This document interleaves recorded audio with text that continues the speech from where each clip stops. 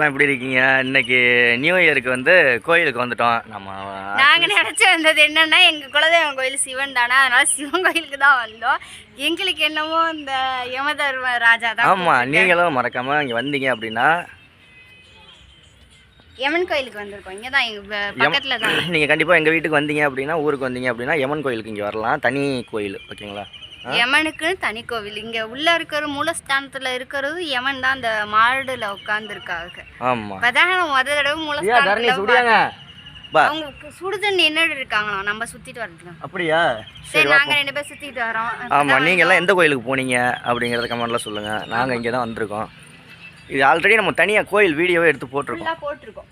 Full video நம்ம சேனலில் இருக்கும், கண்டிப்பாக பாருங்கள். வந்தோம், அர்ச்சனை பண்ணிட்டு நல்லா சாமி கும்பிட்டோம். நல்லா சூப்பராக சாமி கும்பிட்டாச்சு. இப்போ நம்ம வந்து வீட்டுக்கு கோயிலை சுற்றிட்டு நம்ம வீட்டுக்கு கிளம்ப வேண்டியதான். அதே மாதிரி இந்த குளத்தில் வந்து ஆம்பளை ஆளுங்க மட்டும் தான் குளிக்கணும், பொம்பளை ஆள் குளிக்கக்கூடாது. அதுவும் சொல்லியிருக்கேன்.